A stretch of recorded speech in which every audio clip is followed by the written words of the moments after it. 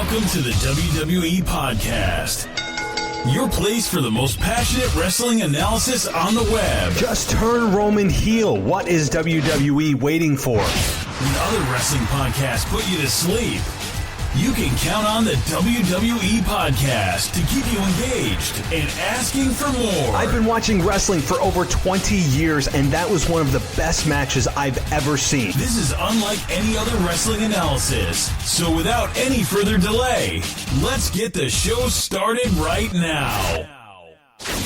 Welcome to the WWE Podcast. It is Tuesday, December 10th, 2019.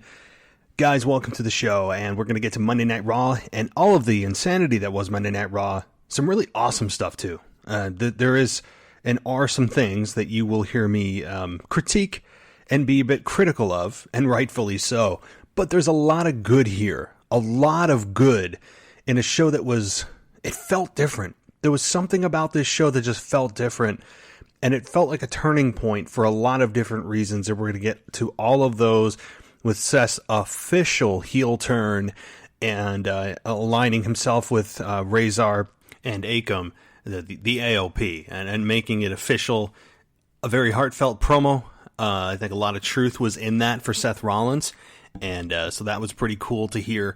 And so we're going to get into that and the just absurdity that was the Lana Rusev angle that people seem to somehow be tuning in for to see the train wreck. I think that it's a train wreck type of viewership that are spiking this segment, and to why Vince McMahon decides to place this at the very top of the show tells you that the numbers support his decision on this, which makes me very angry. I have not been in support of this angle.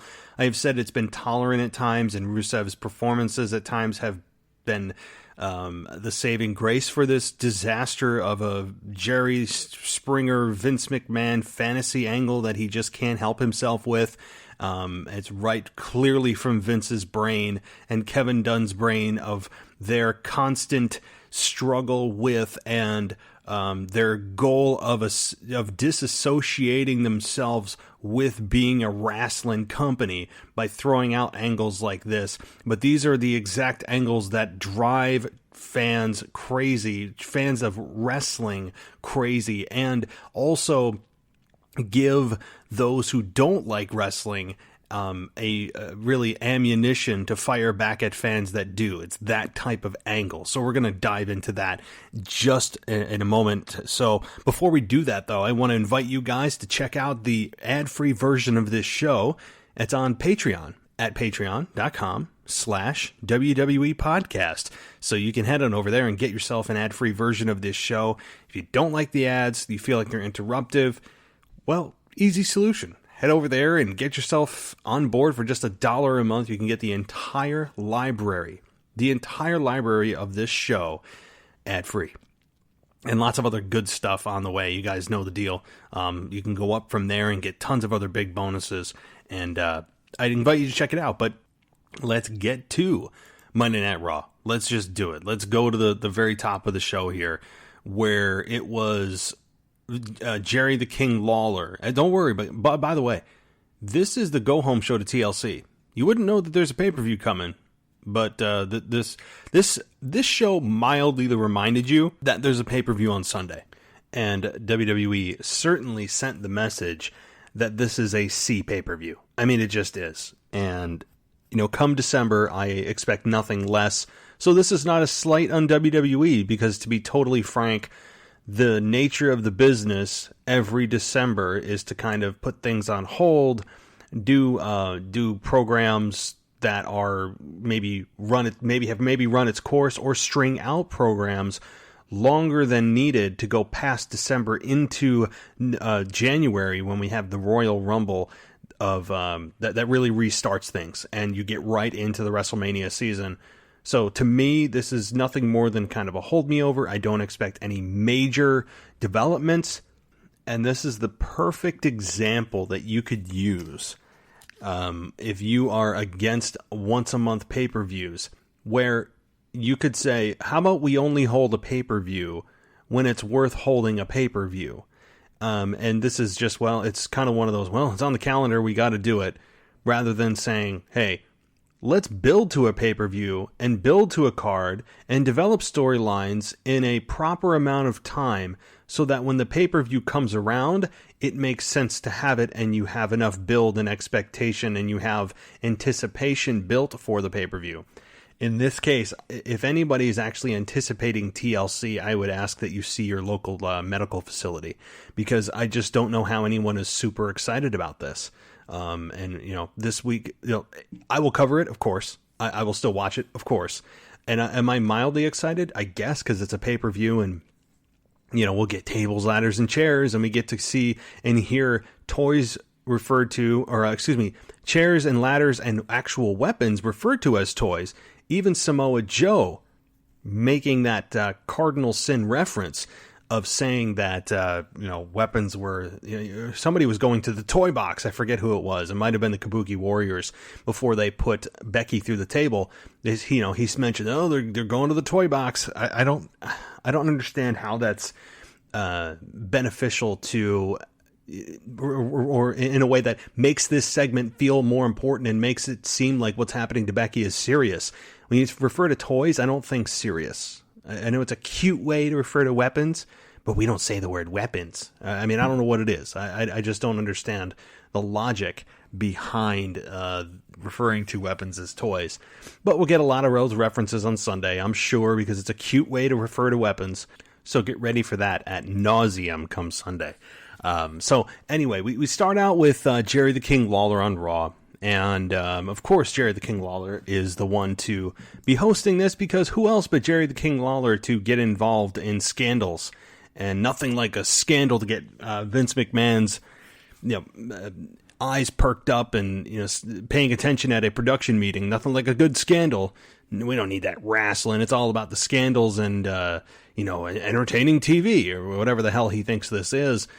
Again, there have been worse things in the world of WWE. Certainly, but this is getting just weird, because not only is it just in terms of logic and in terms of continuity and in terms of common sense, is this just littered with holes in all of those areas, but it's kind of obnoxious to watch at times, and unfortunately the crowd continues to support it.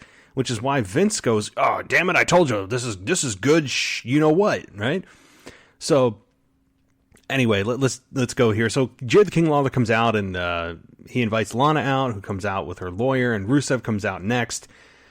So, Lana and Rusev sit down at the table, and Lana starts cutting a promo about how Rusev made things all about him when the fans started chanting Rusev Day. So, let me get this straight. Lana originally said, I did this because all you wanted was sex. And then you cheated on me. Then it's all about Rusev Day. And it's all about you. You make it all about you.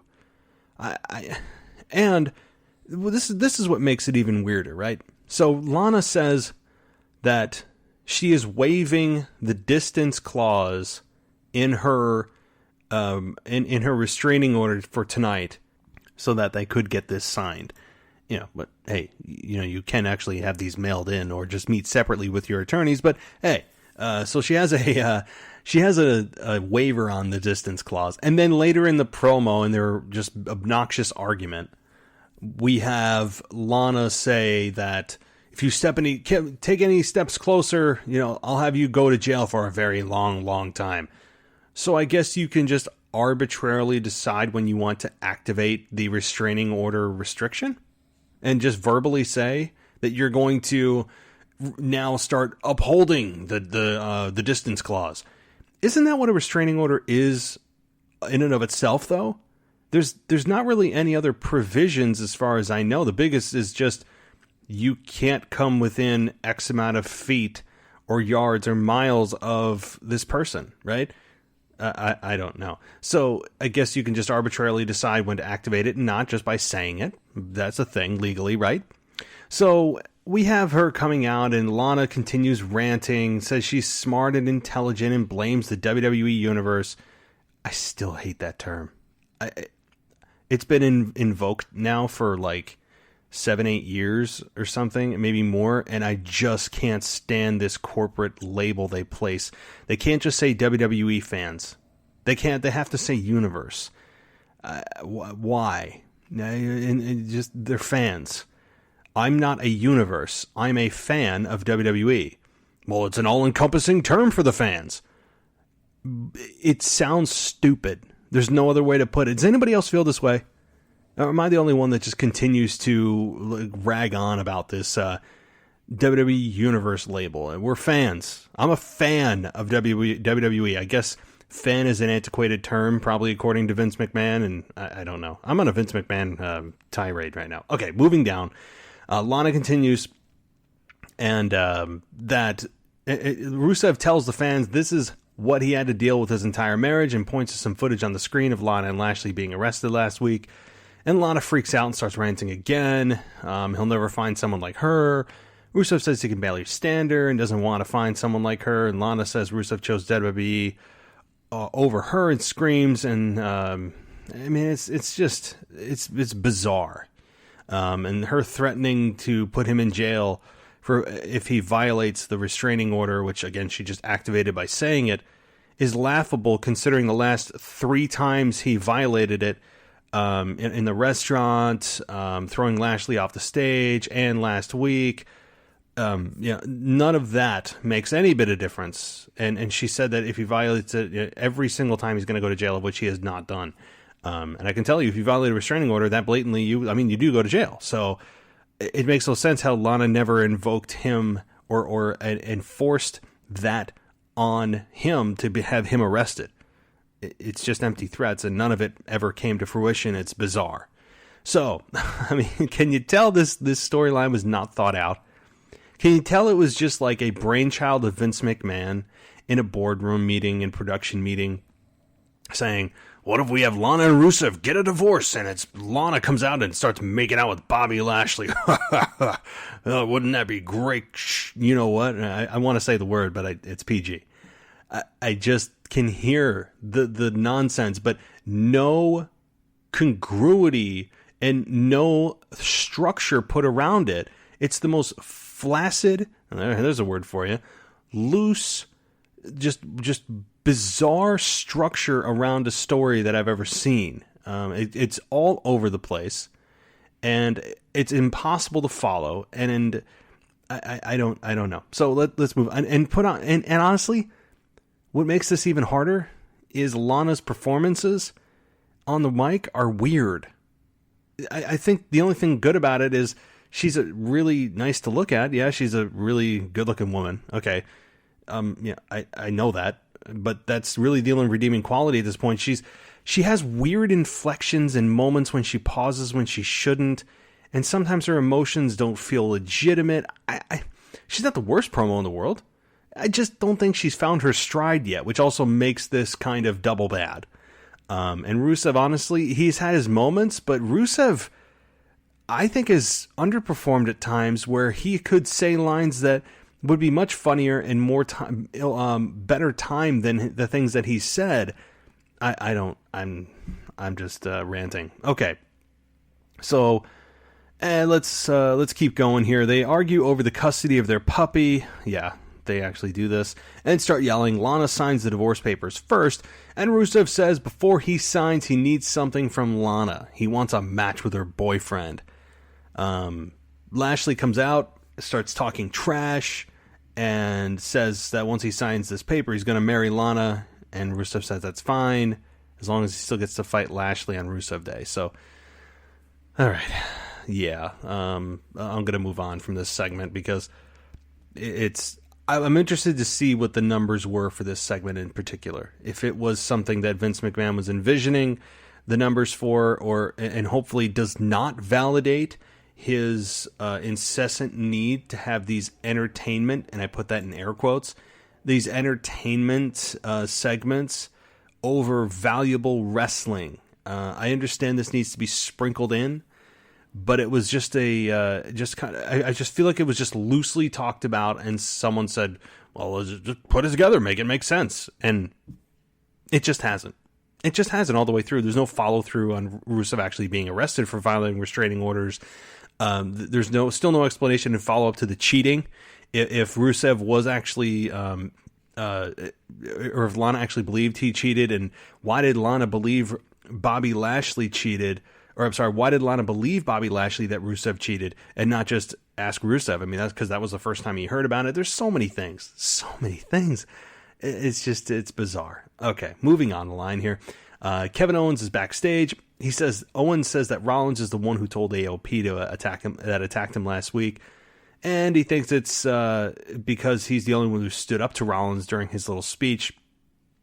And he goes on a hunt for AOP and runs into Mysterio, who then lends him his lead pipe. So this was a nice hook throughout the show.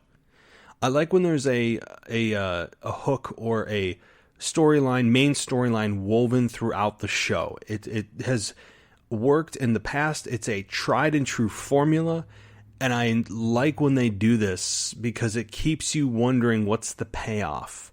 It keeps you wondering, how is this going to end, right? And I think they did a nice job with this. And credit to Kevin Owens for being the smart babyface. He's been, extremely intelligent throughout this whole storyline, which I like. He's consistently smart, and not believing anything that Seth Rollins says. So, all right, we had Drew McIntyre versus Matt Hardy as well, and Drew McIntyre won, as he should. I understand Matt Hardy is Matt Hardy, but Drew McIntyre is the future. I mean, let's face it. Drew hit his finish, the Claymore, and just that's the way it was. It was a matter-of-fact win against a significant star. And I think this is hopefully, I keep saying this, I hope it's the rebuild of Drew McIntyre and an actual attempt to build a foundation for a true push for Drew. I will sing his praises until he gets what he deserves, and that is a long championship run. Like 6 to 12 months being champion. I think he could do it. I think he has the ability. He has the athleticism. He has the promo ability. He has the believability. He has the presence. All of the above. He has everything you need. Every box you could check, he has. I love it. He's got the stature, everything. So, I hope this win is not just we got to get Drew McIntyre on the show, and Matt Hardy's still around, and he's credible, so let's have Drew beat Matt. I hope there's a plan here. I hope there's a meaning behind this win, because Matt Hardy is not, your local performer. Matt Hardy is Matt Hardy. I mean, think about the legacy he's left in pro wrestling, not just in WWE, but even in TNA. The broken Matt Hardy. Remember that? We all remember that. It became woken Matt Hardy, or whatever it was in WWE. They couldn't get the rights to it and just became woke Matt Hardy, which is ironic considering the political environment we're in now, right? For those that follow politics know what I'm talking about. But I think that Matt Hardy having Drew beat Matt the way he did and in the time frame he did should mean something. I don't need it to be just another win. Matt Hardy, again, we need to realize who Matt Hardy was and is and represents. So I just don't want it to be a nothing win. Okay, we go backstage where Charlotte approaches Becky. They talk about their issues, and Charlotte offers to form an alliance with Becky to take out the Kabuki Warriors, which Becky declines and says she's going to take them 2-on-1. So we then get backstage, and by the way, I will say about Becky and Charlotte, I like this more than I thought I would. Once Becky and Charlotte ended felt like years of a program, which, again, they're very good in the ring together, no doubt, which is why they kept them together for so long as opponents. And I said I didn't want to have these two in any kind of segment together for years, right? I don't need to see them in the same segment for any reason ever again. I mean, but seeing them try to, I guess, hesitantly form an alliance is a good strategy. And I like how Becky is dismissive of Charlotte at first. They acknowledge they don't like each other. I like it. That's smart. It makes sense after months and months and months and years of fighting each other and dissing each other and at each other's throats to have them acknowledge that, hey, we don't like each other, but we have a common enemy, and Becky's still kind of a bit hesitant. There should be that hesitancy, and that's smart. So praise to the WWE on this storyline in terms of congruity and in terms of logic. This makes a lot of sense. So, and obviously we get more of a development in this story down the line here. So, okay, Owen sees Mojo Rawley backstage. Now, this is something I really enjoyed from a Kevin Owens perspective, which I think he had a really good night, a banner night. I enjoyed Kevin Owens from top to bottom here, and having him run into Mojo, who's being an obnoxious, talking about how, yeah, I saw AOP go this way. Oh, wait a minute, I saw it go that way, and then basically saying, I saw him go both directions, trying to be an obnoxious a-hole. And I like how Kevin Owens slapped him in the face. That to me, I mean, because Mojo deserved it. I loved it. Mojo, I mean, I guess it's from my own personal experience. Like, whenever you're in a dire situation and you have somebody make a joke out about something you really need, and they're saying, I have that, and then they really don't have it, and they're just being an a-hole, but you're like, no, I like really need to know. But apparently their thirst for trying to make a joke at your expense when you're actually needing something is at a higher premium, then yeah, they need to be punched right in the face. So I enjoy that from Kevin Owens. That was a solid segment for, again, a solid night, very solid night for Kevin Owens. Okay, then we get a video package announcing Batista's induction into the WWE Hall of Fame for the class of 2020. Really enjoyed that as well. As far as Batista deserving of that, of course he is. And yes, the NWO. The NWO, Scott Hall, Kevin Nash, Hogan, and X-Pac Sean Waltman are going to be inducted into the WWE Hall of Fame. And many people are saying, oh my God, Hogan's being inducted twice. Anybody who likes him or, supports him, F them, F you, blah, blah, blah. Okay, well, let's take a step back here. I just want to comment on this. If you don't recognize the contributions that, and again, I'm speaking specifically about Hulk Hogan because that seems to be the focal point of everybody who just, will not let go of the racist comments he made years and years and years and years ago, of which he has publicly apologized for. He was fired from WWE for many a year, 3 years or 4 years, and now he's back. So how long are we supposed to punish somebody, for making comments that, again, I do not support. I think they were awful. Of course, all of that. But again, you do the crime, you do the time.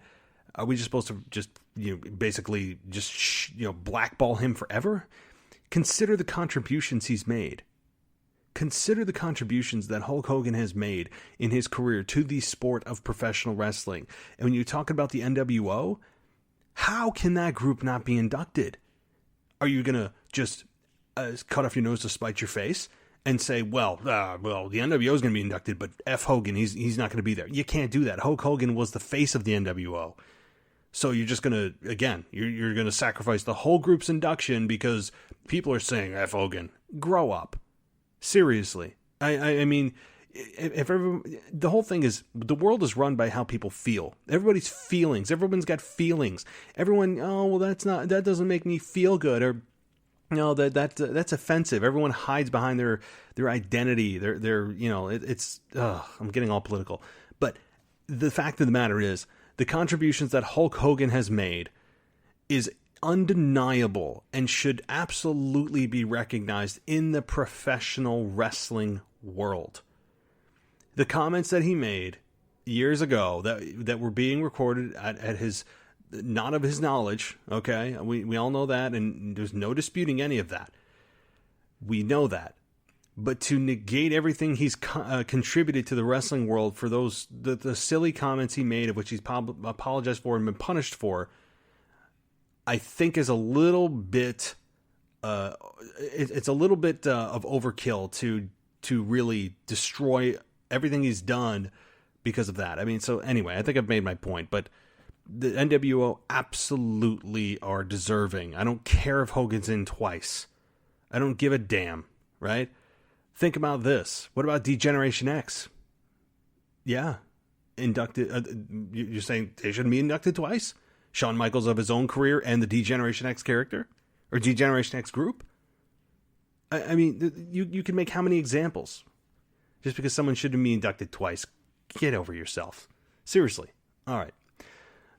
Comments on Twitter. Sometimes these comments on Twitter are just, and I'm not going to name who it is or anything like that, but people are just, some people just, ugh. All right, moving on to the Viking Raiders and Street Profits. We got the Street Profits here, and not just this segment, but by the way, they lost this relatively quickly, and I like that the Viking Raiders, though, are at least getting a little bit of a shine. I don't. You can't say they're truly heels. I mean, they had good. All four men had good sportsmanship at the end, even though that they beat the Viking Raiders beat the Street Profits straight up. There was some mutual respect there, which says that, hey, we're not heels, we're all baby faces here, and so I guess they're still defined as faces, and that's fine. But I feel like the Viking Raiders never capitalized on their initial win, their initial victory that the crowd seemed behind. I remember the pop they had. They had a lot of momentum behind them after winning the belts, and then it just got dropped. And that seems to be the theme a lot of times with WWE booking, where you have somebody make a turn, win a championship, and then there's like, what are we doing after that to keep the momentum going? Well, I don't know. It'll just kind of be a self-fanning flame, and you'll just keep going. That's not how it works. And it seems like a lot of times those are big decisions made and no follow through. Big mistake. But the Viking Raiders are trying to revive whatever momentum they had, and so after the match, we got Seth Rollins coming out to the ring and takes the spotlight and gets on the mic and calls out AOP. They have unfinished business. And then we have Kevin Owens come out. Owens says he gets to the ring and exchanges words. Owens says if the AOP was here tonight, he would have found them already, and trashes Rollins, and Rollins ends up leaving. The AOP appear on screen and speak in some foreign language again, which they need to do something about that. I mean, maybe that's their gimmick, and maybe it'll work. I doubt it. I'm not a fan of not understanding what wrestlers are saying. I don't mind it here and there if they have a second language of which they feel superior whenever they use that language to belittle the fans that don't understand their language of their home country or whatever.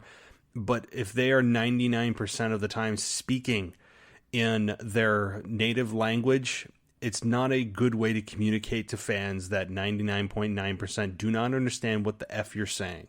Outside of the first word he said, which was Kevin, and then he went into a jibber jabber. I mean, I have no effing clue what he said. And same goes for the Kabuki Warriors, but we'll get there. So, Owens tells him to bring it, but instead Sami Zayn and Mojo Rawley comes out, and Sami says he's not just a manager, he's a liberator, and what Owens did to Mojo backstage was out of line, and says it was wrong, and he wants Owens to do the right thing and apologize.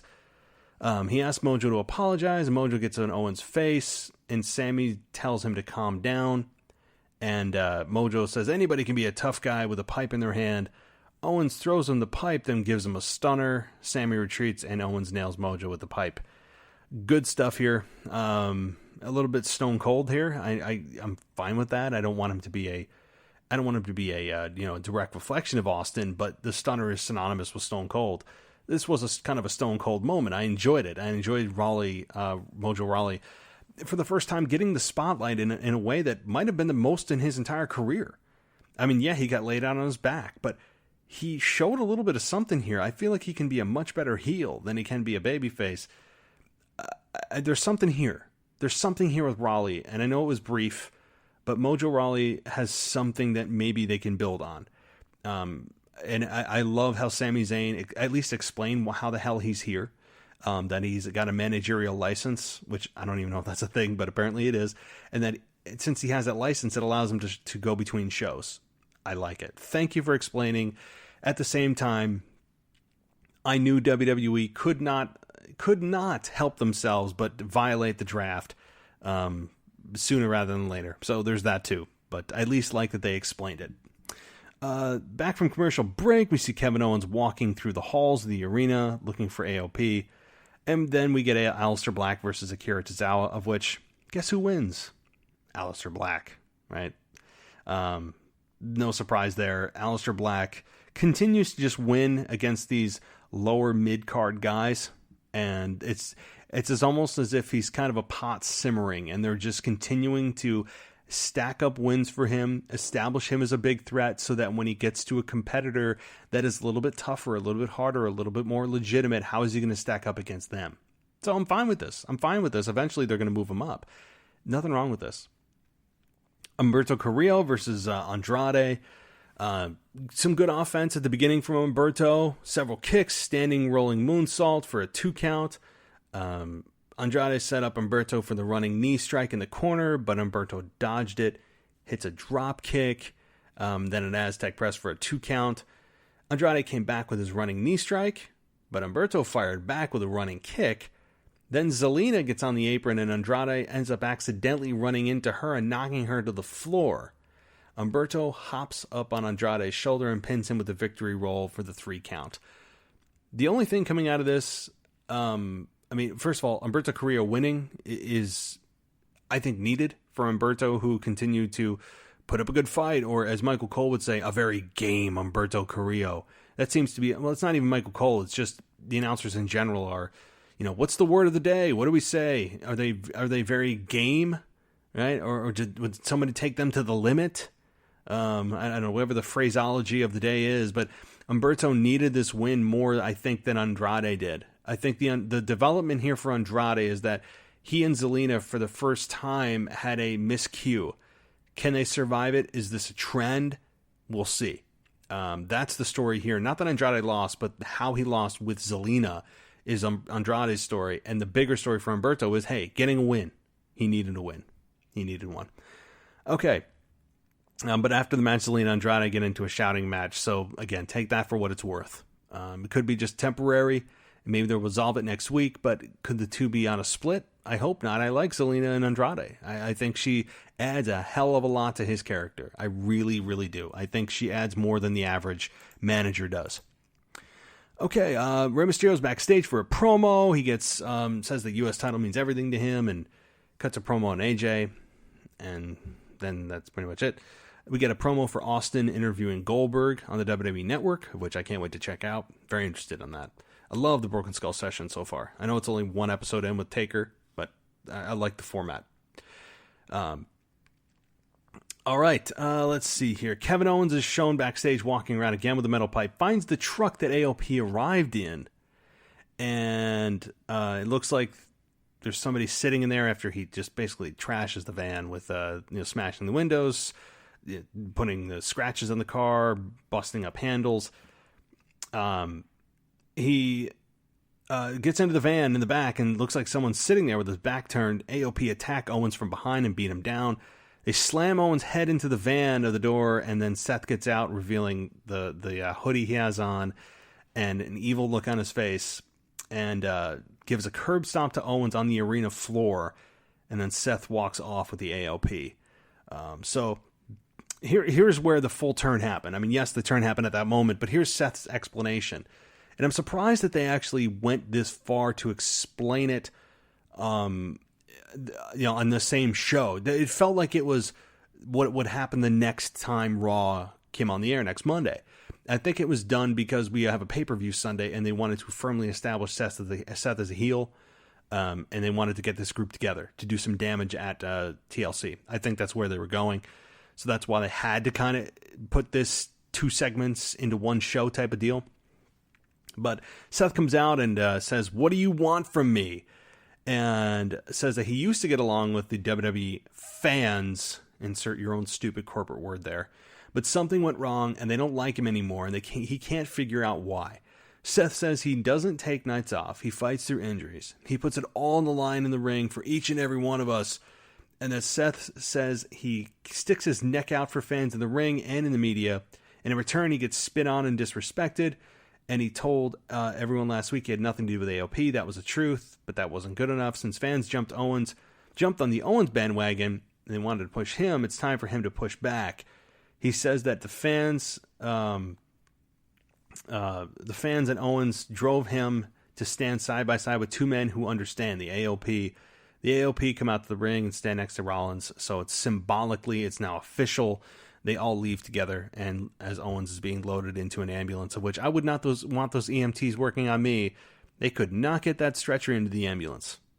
I'll just say that. I mean, that was funny. Out of all the ambulance segments we've had in professional wrestling over the last 25 years, I have never seen any of the EMTs have issue with the stretcher getting into the ambulance. That was kind of funny, actually. But so he also mentioned in this promo about how he beat Brock Lesnar and brought not once but twice and brought the Universal Championship back for us. But I think Seth is so caught up. And I'll take a step back. I think what Seth said was 100% from his guts. I really believe that. I think the lot of this had to do with Seth feeling truly frustrated with fans and not understanding why they were turning on him. And it's not a deal of, well, you either die a hero or live long enough to become the villain. I don't see that as the case. I mean, that wouldn't have been the case with Stone Cold Steve Austin. The fans were never going to boo him. Even during his heel turn, he wasn't truly booed. Fans reluctantly were like, I mean, Austin's heel turn is largely viewed as unsuccessful, at least from the standard that Stone Cold Steve Austin, Steve Williams set for it when he did it on at WrestleMania 17 and turned on the fans and aligned himself with Vince McMahon. So I don't really buy that moniker, that cop-out, that excuse of, oh, you either die a hero or live long enough to see yourself become the villain. It's very Batmanish. I think was that from The Dark Knight or The Dark Knight Rises? One of them, right? God, those are such good movies. But it was from one of them, and I think that's what Seth was alluding to.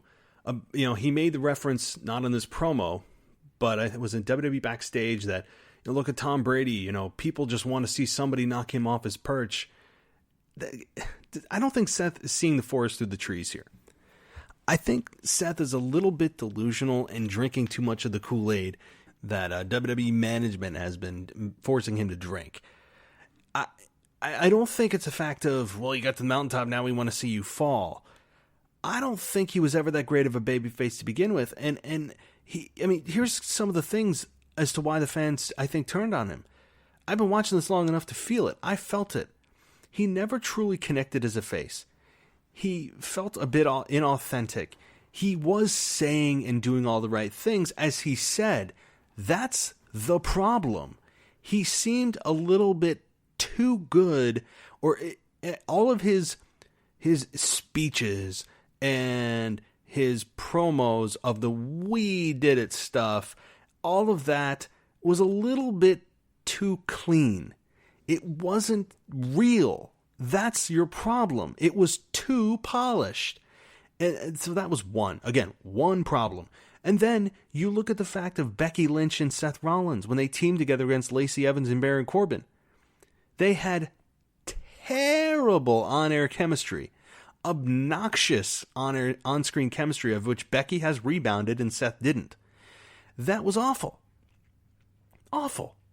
Seth he was just kind of there at times. He didn't have a whole lot of depth as a babyface. There were times where he would say that this is his life, this is everything, and we're supposed to just get behind him and relate. He doesn't, I think, have the knack to relate as a babyface.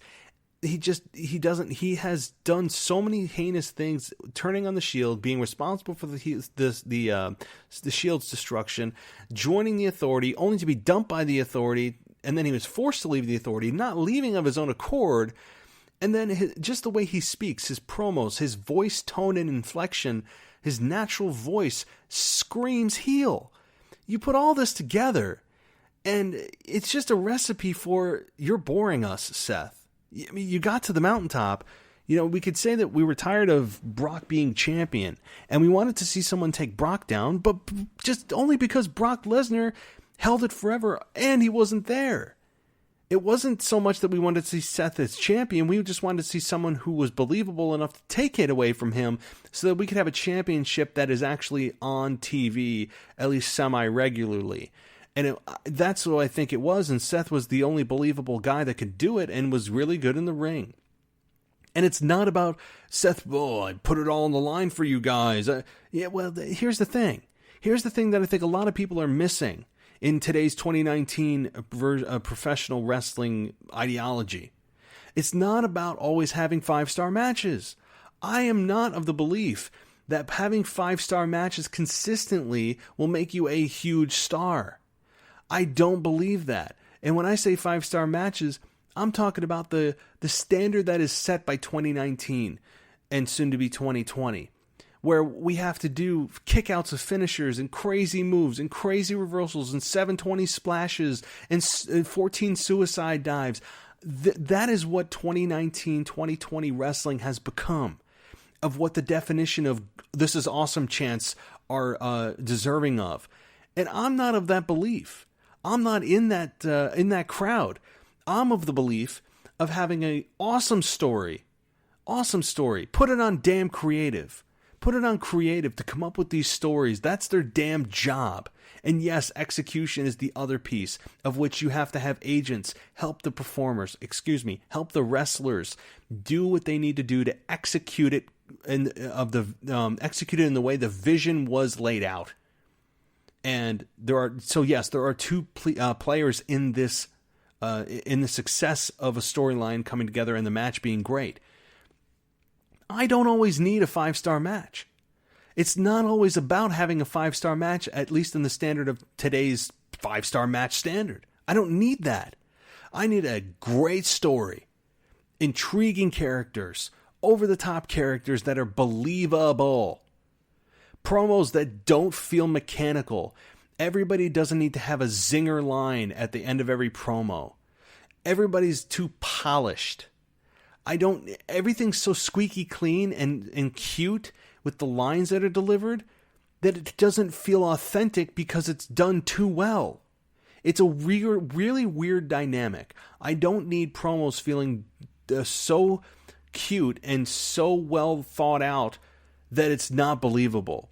And they sacrifice authenticity and believability for, it's going to be a great line, or it'll be a great comeback, it'll be funny.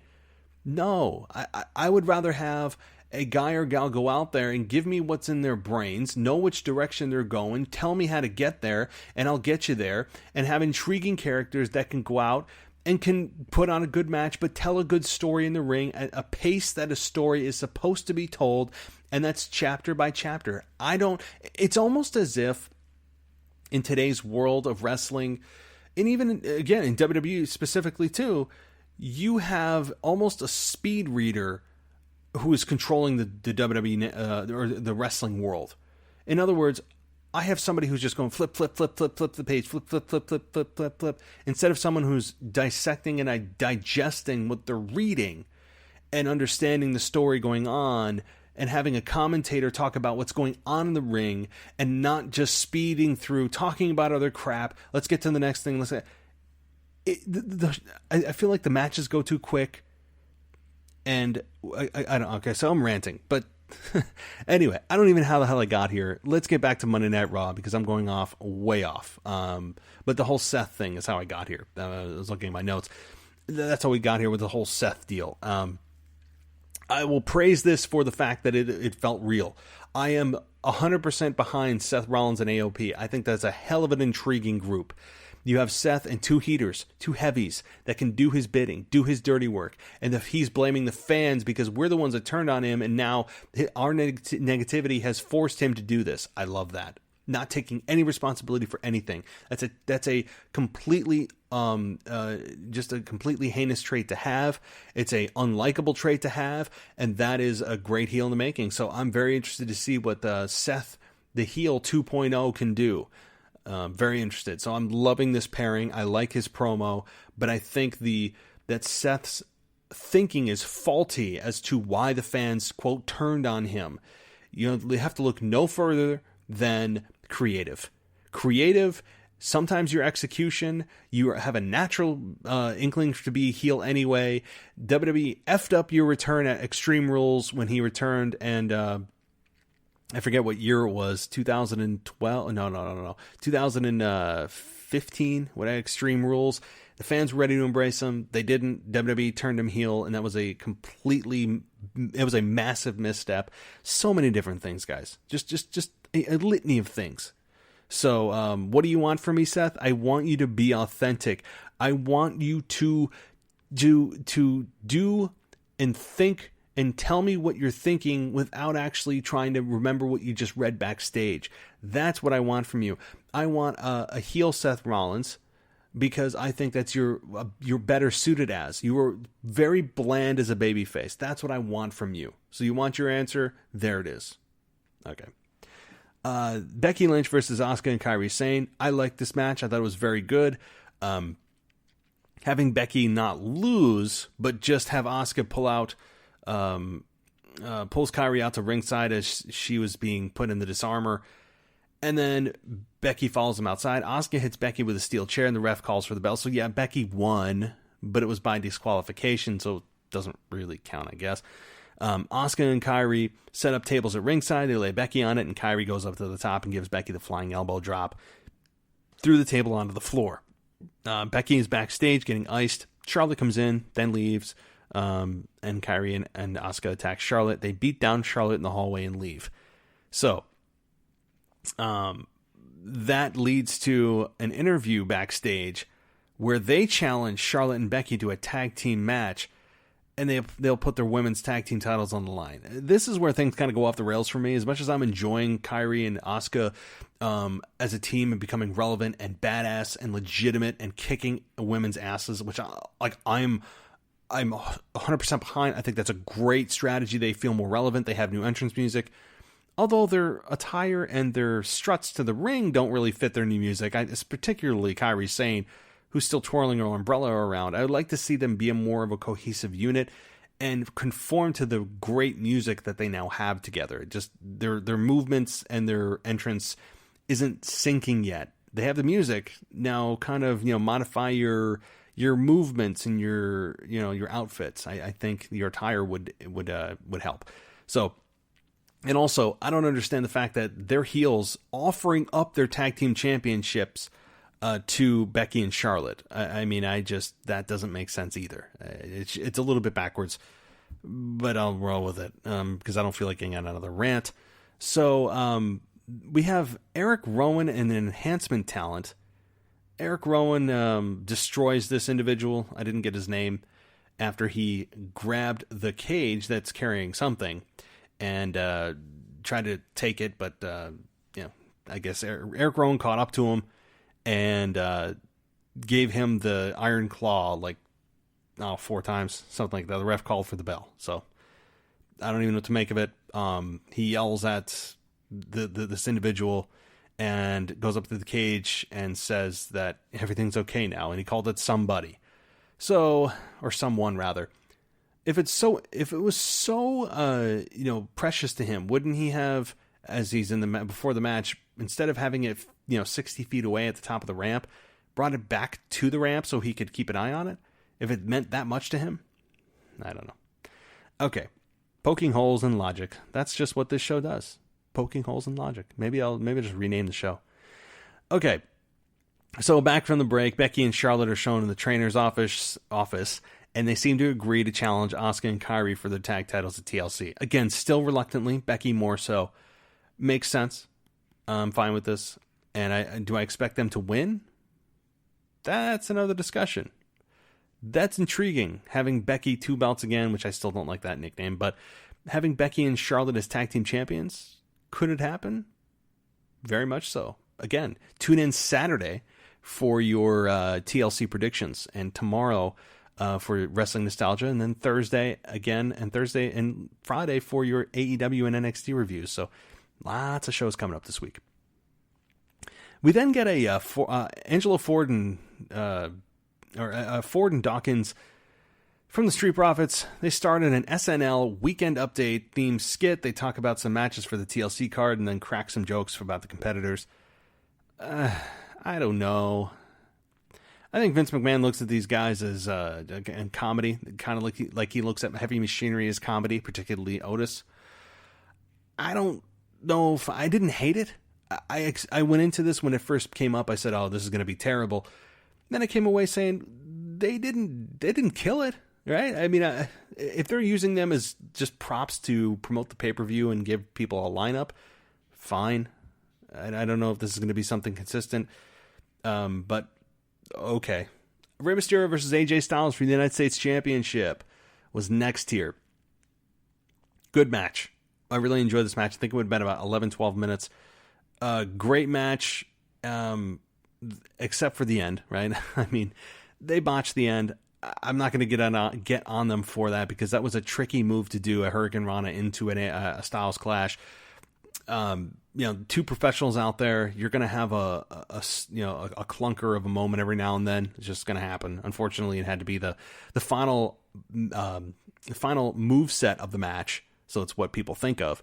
But outside of this, I think they worked well together. I enjoyed it. And having Rey Mysterio pin AJ Styles, I think was the right move. AJ Styles is clearly in a program with Randy Orton. It wouldn't make sense for AJ Styles to win the United States Championship, only to get in a program with Randy Orton, who would then challenge for it. Doesn't make sense. You need to keep this on Rey. I'm not a fan of, though. The only thing I would say, I don't know if I'm a big fan of you battle this. You have this match and you're doing power moves and crazy stuff, and the next thing you know, you lose by a roll up. I mean, we see that I think a little bit too much, where guys beat the hell out of each other, do all this crazy stuff, and they lose with a roll up. I mean, okay, but outside of that, I'm fine with it. Randy Orton showed up and looked like he was going to deliver an RKO and just did nothing and walked away. Randy Orton is the most intriguing he's been in a while. I actually forgot about it. I didn't think he was going to show up, and seeing him in the ring, thinking he's going to deliver an RKO, winks, doesn't, rolls out, and leaves.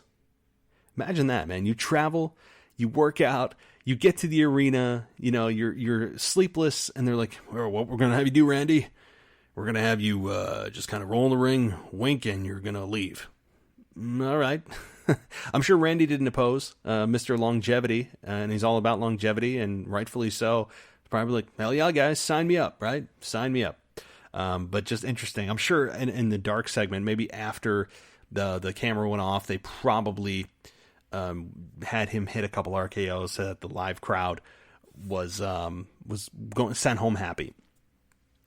So on a final note about Raw, I will say WWE's continual nonsensical just nose in the air about where they are and announcing where they are. Now, they were in Fayetteville, South Carolina. And Greenville, South Carolina. And they didn't mention where they were. And when they were in North Carolina, when we had Big E come out on SmackDown last week, he said, "Oh, North Carolina." He didn't even want to say the town. This week, it was just a quick banner at the beginning of Raw and of where they were. That's it. It's just, it just shows you what WWE, what their image, how they view their image when portraying where they are, that it affects how people view what this company is.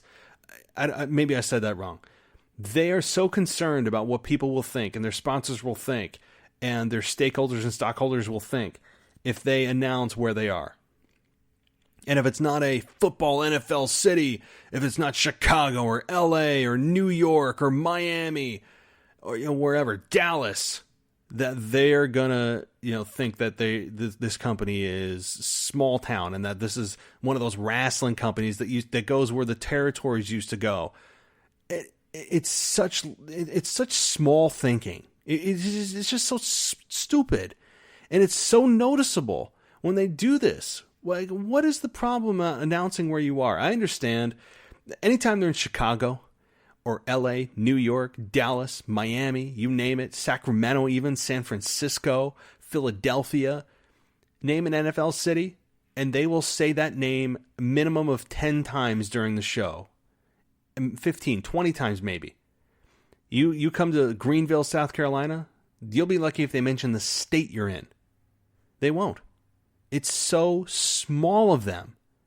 And it just shows you what their values are and what they value. It's just stupid. It's embarrassing. So how about that, WWE? I mean, like, seriously, just take pride in the fact that you are touring and selling out arenas across the country. You're not going to always be in a big market.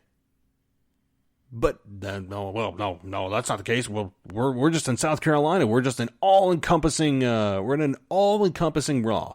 The entire state of South Carolina is here. We're not in one particular place. Vince McMahon and his values are so screwed up sometimes. I mean, seriously. But anyway, all right. Well, guys, I hope you enjoyed the show today.